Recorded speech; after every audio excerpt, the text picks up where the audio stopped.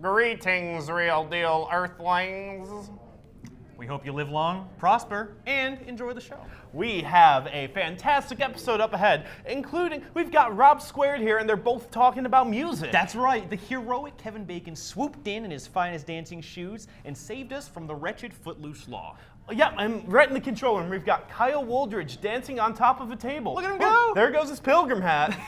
And there goes his bib. Oh, that's a lot for like a pilgrim Puritan. Jeez. Well, before we cut loose, pick up your Sunday shoes because the real deal starts now. Highway to the danger zone. Oh, thanks, man.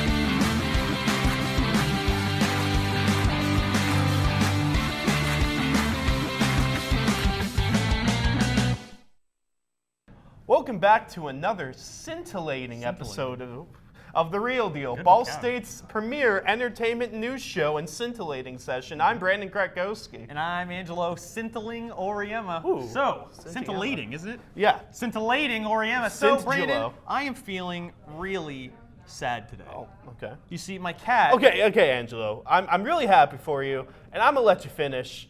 But Rob Segovia is about to have one of the best segments of all time. One of the best segments of all time.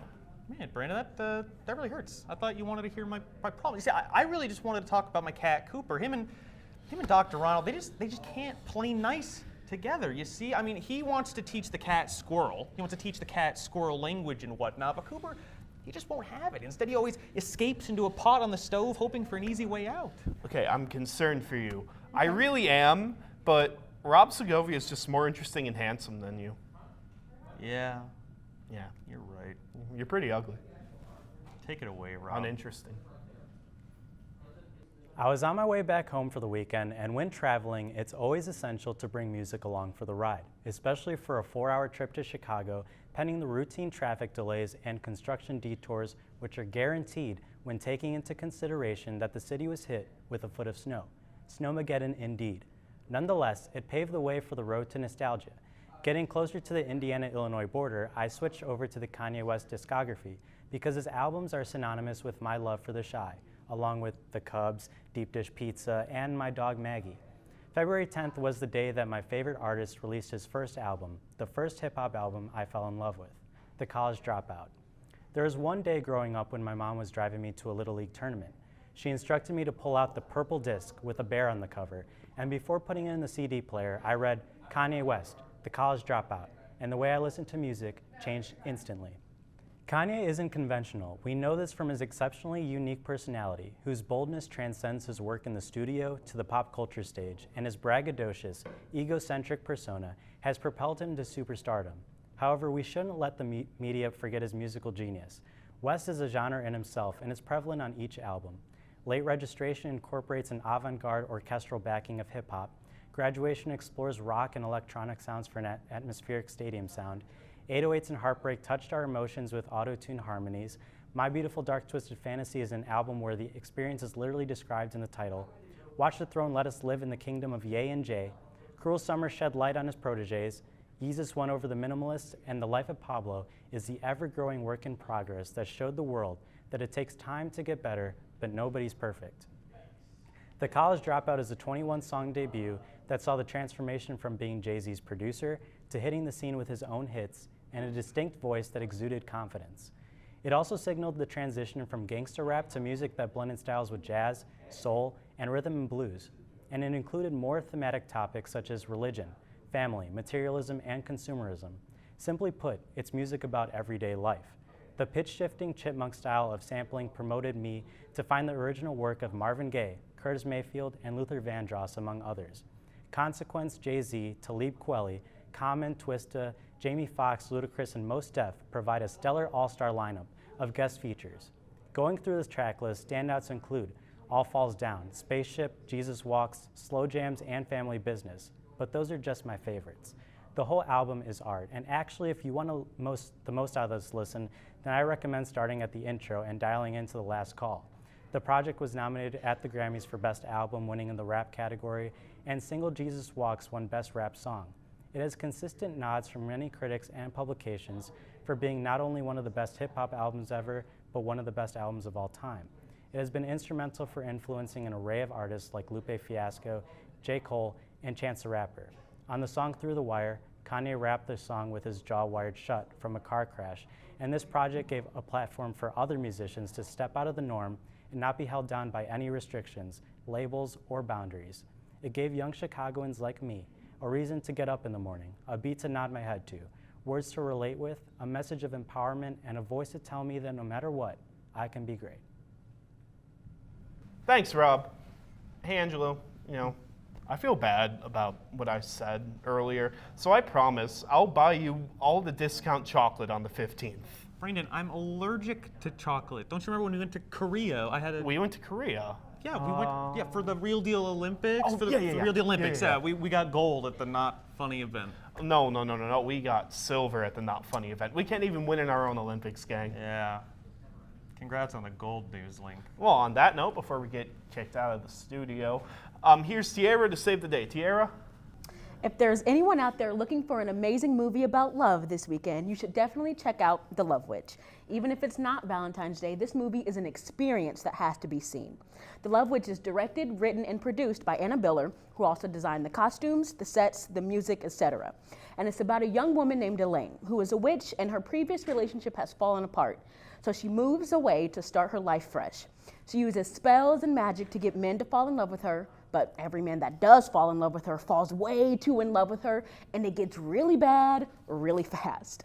This movie is so incredible. Watching it, you're probably reminded of a very specific type of film, 60s, 70s exploitation films. You could even compare it to the likes of Russ Meyer's Beyond the Valley of the Dolls or Faster Pussycat Kill Kill. However, Anna Biller does not like this comparison, even saying on Twitter, "Is this me, my camera, and my attitude towards my actresses? Really?" Anna Biller was actually inspired by 40s, 50s, and 60s Technicolor melodramas like Gertrude, Leave Her to Heaven, and Black Narcissus.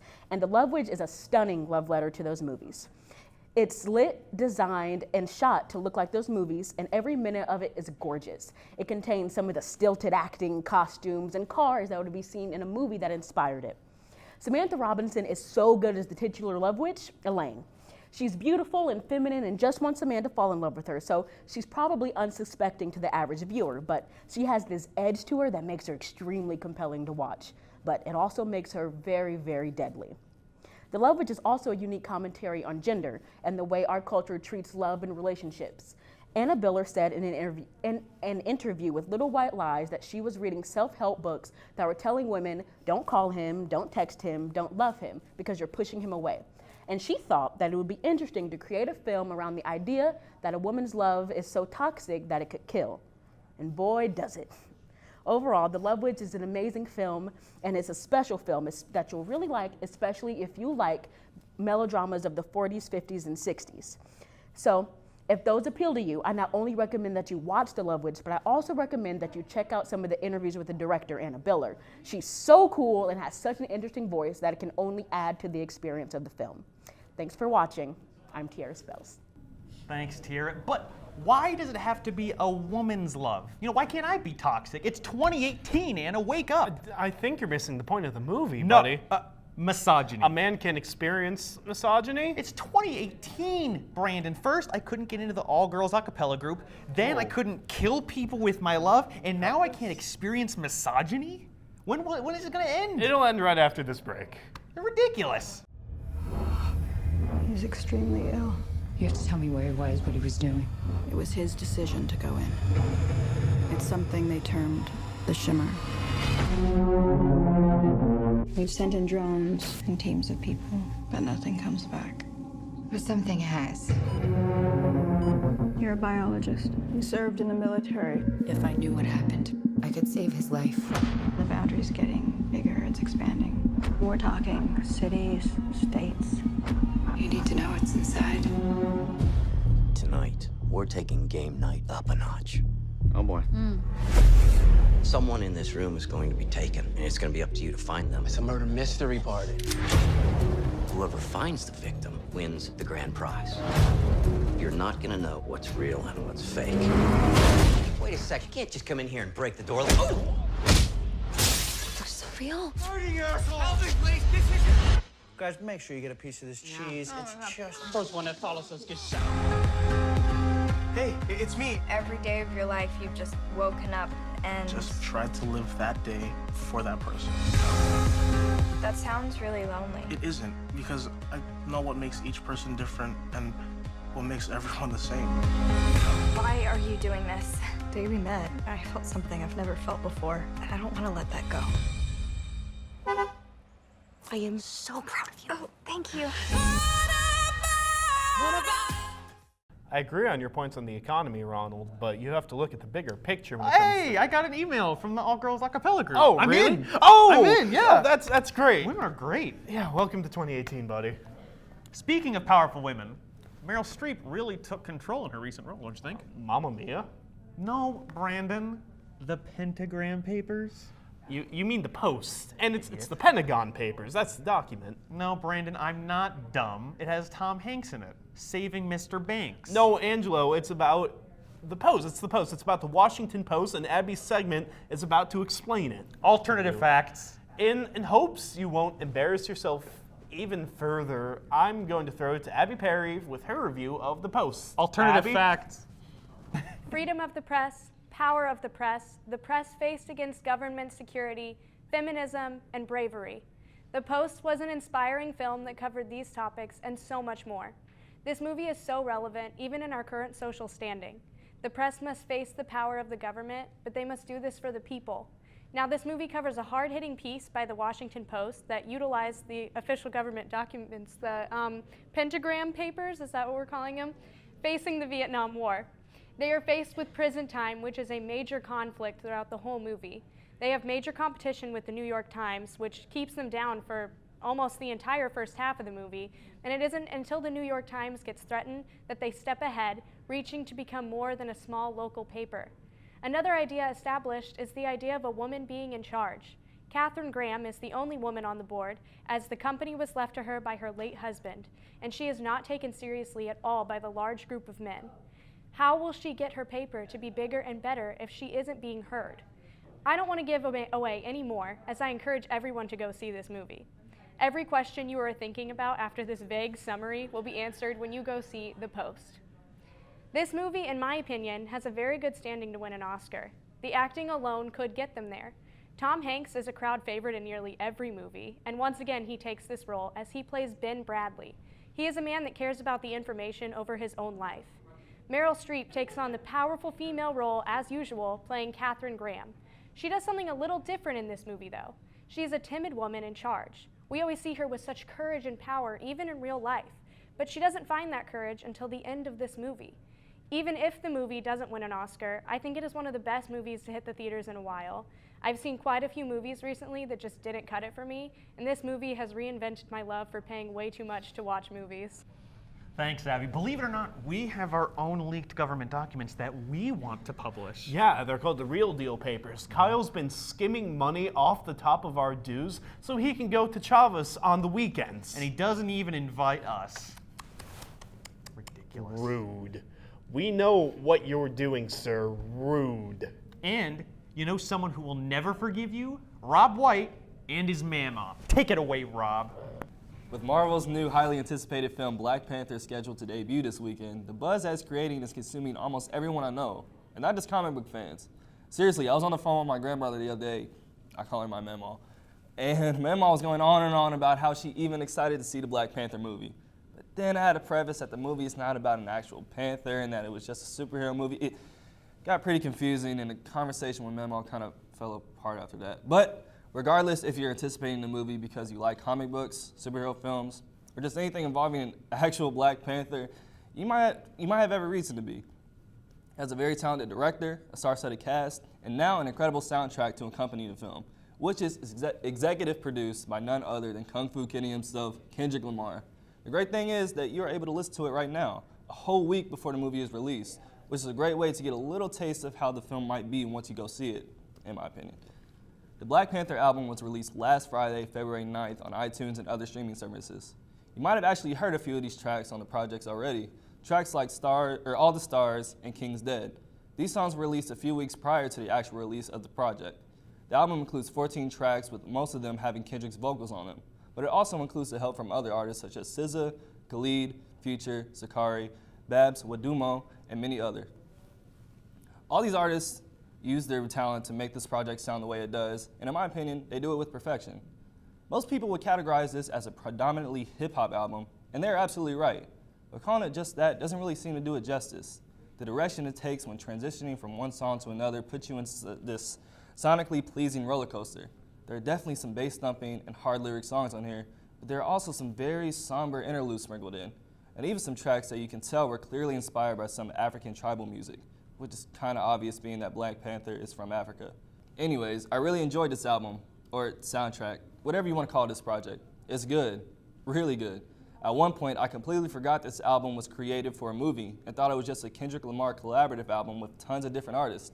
It definitely has me curious in how the film intends to implement some of these songs throughout the movie. Regardless of how they do it, I definitely recommend you listen to this project if you plan on seeing the film. Or if you don't plan on seeing the film, which I really don't understand why, I still encourage you to hear this project. But if you do want to go about seeing it, listen to the album beforehand, just to get a sense of what you're getting into. Then you can take your mama or whatever you call your grandmother out to see the film. I'm sure you guys will have a great time. That's all I have for this review of the Black Panther album. Until next time, I'm Rob White. Thanks, Rob. And Rob's mama. And now, the top 5 ways to say grandma. Number 5, grandma. Number 4, Nana. Number 3, Grammy. Number 2, Abuela. And at number 1, we have mother's mother. Mothers, be aware, but don't worry to calm your nerves because we will be right back after this break. Have you ever watched Alien and thought to yourself, man, that was a good movie. I want to copy that, but without the alien, without the tension, and without any interesting characters? Lo and behold, someone did say that to themselves, and they made Cloverfield Paradox. The Cloverfield Paradox has been my most anticipated movie of the year. I was waiting anxiously to hear about any news about the movie's release, and I, along with many others, were extremely surprised to see the trailer dropped with the movie right after the Super Bowl. And now that I can say, and now that it's officially out, I can officially say that it is the worst movie I've seen in such a long time. You know, Ronald, I respect that you're a libertarian, but we need a centralized currency. That's like a basic... I hate the circus. What?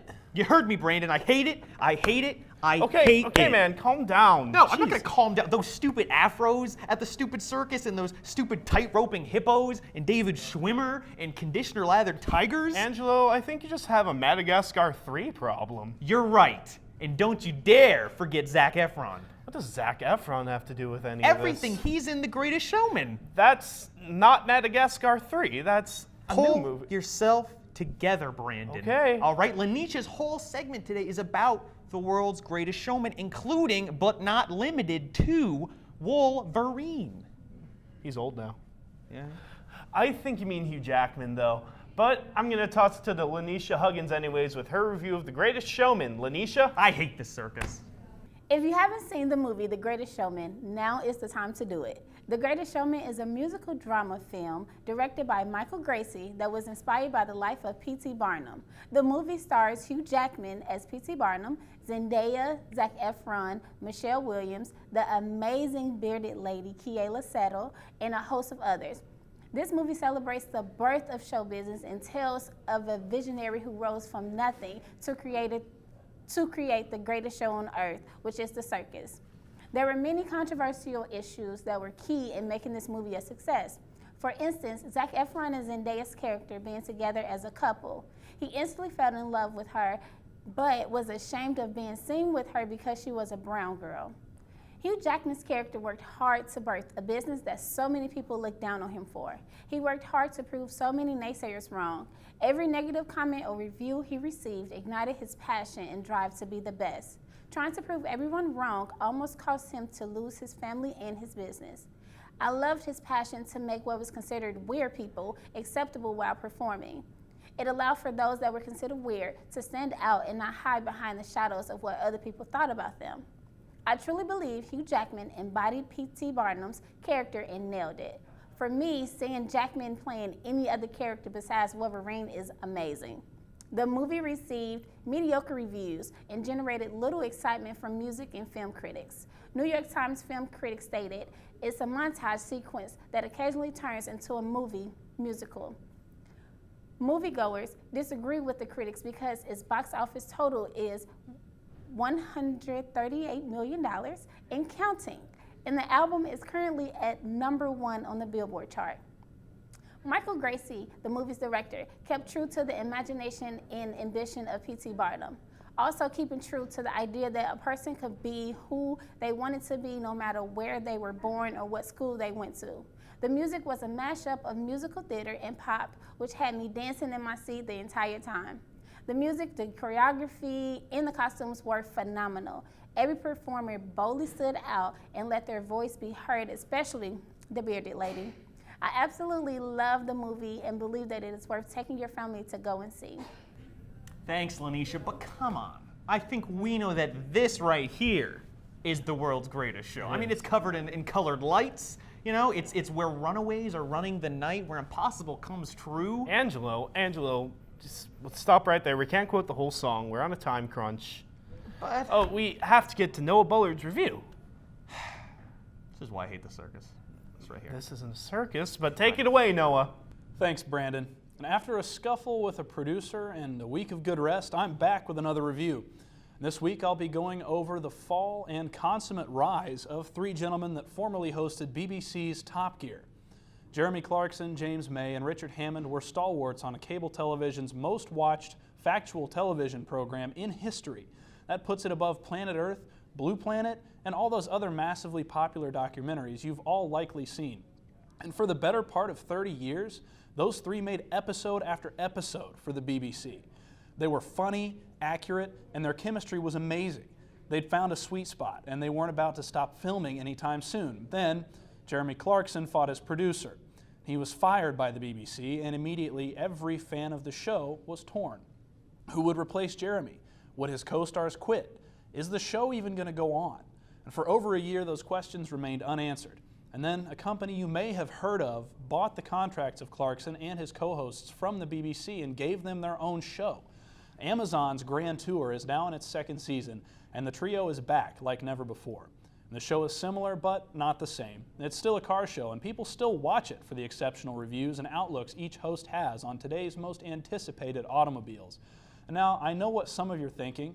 I don't care about a car show. I don't even like car shows. Why are you making me listen to this talk about car shows? Well, I'll tell you why. They're downright funny. Imagine getting a show with two of your best friends where you can just talk about stuff you love. Imagine having a massive budget just to play practical jokes on your co-hosts. That's why people watch the show. The cars are just a vessel for the humor. And season 1 was a growing season for the plucky Brits. They traveled the world, hosting shows in a huge tent that traveled with them. The first season met some stiff resistance from critics, but was nonetheless considered successful. We're currently 10 episodes into season 2, and it seems as though Amazon has changed the program enough to keep everyone happy. As with all shows, there's resistance when things change, but for now, Amazon should be more than pleased with how the show has gone. Many critics were worried that the age of the hosts, now all approaching 60, would be a problem. However, it seems as though they've aged just like a fine wine, and the show is funnier than ever. If you're anything like me and you enjoy a good, witty show, the Grand Tour is a great choice. I give it 4 out of 5 stars. And if Brandon and I don't get in another fight, I'll see you next week. I'm Noah Bullard for The Real Deal. Thanks, Noah. We missed you last week, buddy. But if you don't want to be kicked off the show, man, we told you not to lick Ronald. You had it coming. By the way, I kicked his butt. But we really did miss you, Noah. With you not here, the show derailed into a segment called The Truth. Hey, don't diss the truth, okay? You just can't handle it. But, as promised, the shameless plug is back. Yeah, the shameless plug. This week we have All Things Alien with Parker Carlson. It's what you call a can't miss web exclusive. Just like our final words. We'll be right back.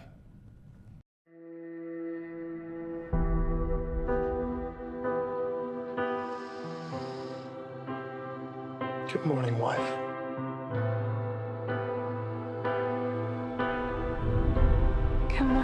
husband. Rabbits are generous, honest, pure, graceful creatures. Our natural rabbit's pace should be able to keep up.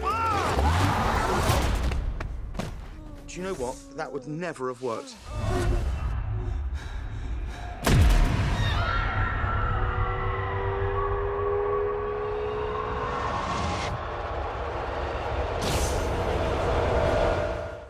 Okay, for my final word, I wanted to talk about a concert I attended recently. I know, as if going to Sundance wasn't enough, I get to see all my favorite bands live. I have a charmed, stop mocking me, Oriema. I have a charmed life. I saw They Might Be Giants, the veritable Brooklyn alt-pop geniuses consisting of John Linnell, John Flansburgh, and a bunch of other guys at the Vogue in Indianapolis. I went with veteran Real Deal producer and noted assassin of Logan Sowash, Louis Wiesman. Love you, Louis. I fortunately got to be very close to the stage, right by John Linnell's piano. It's not every day you get to be feet away from one of your musical heroes, so I was hyped from the start. And you know what? They exceeded my expectations and put on an absolutely incredible show. They're touring behind their latest album, I Like Fun, which in of itself is an unpunchable pop rock album full of catchy melodies, genius writing, and a great sense of, well, fun. All the new songs they played mixed in perfectly with their classics, to the point where I don't think an outsider would be able to guess which songs weren't off the classic They Might Be Giants records. But believe me, there still is plenty of material from the classics. The show was divided into two sets. The first set kept up the energetic pop rock vibes for its runtime, making me constantly want to jump up and down and holler all the words at a band made up of guys in their 50s. Their second set was a bit of a slower build, beginning with deep cuts and slower acoustic numbers, before exploding into the most energetic rock of the evening and keeping that momentum through the rest of the show. They played 30-odd songs between their two sets, and it was honestly astounding. Not factoring in the short break that they took, they played for 2 hours, which is impressive for any band, young or old. Another highlight of the show is the hilarious stage banner. Though the band has always been known for their wacky sense of humor, it really shined through when it came time for them to talk. The weird CGI quarterbacks from the Super Bowl broadcast, inter-band conflicts over the correct starting pitch, and confetti were all brought up for hilarious effect. I picked 5 songs from the show that I thought were personal highlights. This is in no particular order. First, Anna Ang. If only because that's one of my very favorite songs of all time, and to hear them play it live was an absolute treat. Next would be All Time What, off of the latest album, for featuring a fun John Flansburgh vocal and John Linnell playing a giant contralto saxophone. That was a lot of fun. Third would be The Spider/Guitar, for bringing dance-worthy ska and making the audience a bunch of skankin' fools for a few minutes. Fourth would be Istanbul, Not Constantinople, for going incredibly hard and nearly causing a mosh pit at a freaking They Might Be Giants show. Finally, Birdhouse in Your Soul, for being the moment that made me feel a huge sense of unification with all these nerds around me while we were all just jamming out to their biggest hit. It was an incredible show, one of the very best I've ever been to. I'd highly recommend checking them out live if you get the chance. Unfortunately, Angelo can't quite muster the same passion for what he's talking about today, can you, buddy? No, that's right. Thank you, Brendan, for that, by the way. Now, in this week's episode of Why Does This Exist?, I want to talk about Venom. You may have heard of it. You may care about it. Personally, I would love to know why you care about it. And I mean this genuinely, honestly. Despite what people may think, it's not fun to be a contrarian or to not be a fan of something or to not be excited for something. And this is the perfect example of something that I want to be excited for. It just, for some reason, isn't clicking with me. Understand? It's like a vicious cycle. You know, they release new information, they release new stuff, and over again, people lose their minds with excitement, sucking down every drop like it was what they've been waiting for their entire lives. And meanwhile, I'm over here just like, okay, cool.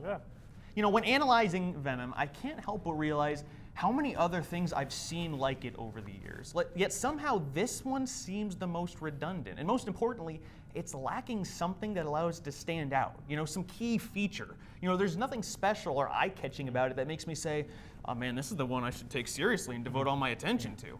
I'd love for the men and women behind Venom to change my mind on it someday, but as of now, I have a difficult time figuring out how it fits into the universe. I have a tough time not making jokes about it. And aptly titled for this segment, I have genuine confusion as to why or how it exists or who it's going to benefit at the end of the day. Now, I know this has been an unorthodox final word, so thank you for sticking with me as I conduct the first ever Real Deal review of an energy drink. Yeah. Frankly, I'm as disappointed as you that I'm not more optimistic about the product, but that's just the way it goes sometimes. Yeah, we are actually about to have an energy drink review. Angelo Oriama is going to drink this on camera in front of everybody. What do you think? Let's Pretty break disappointing. this down. Hold on. Is it disappointing? Let's see. I have to be very careful because we're wearing microphones. I don't like artificial orange in the first place. There you go. So for just an energy drink version of that, it doesn't hit the. It doesn't. I'm dying. I'm sorry, guys. It doesn't really hit the mouth in a You know what very it good is way. better than, though? What's it better than? The Venom trailer that released this week. Well, that's that's a drink version of Tom Hardy yelling in a chair, I think. True. Well, if the Real Deal had an energy drink, what do you think it would be? I don't know, Brent. Honestly, I don't know if we should have one. I mean, could you imagine, for the writer's sake, we derail this show enough? I guess you have a point. I rest my case. Okay. So don't be expecting a Real Deal energy drink anytime soon. If you want more from The Real Deal, however, and we know you do, check out our website, Facebook, and Twitter pages for news and updates on all things entertainment and energy drinks. I'm Angelo Oriama. And I'm Brandon Krakowski. The best energy drink is Red Bull, and we'll see you next time.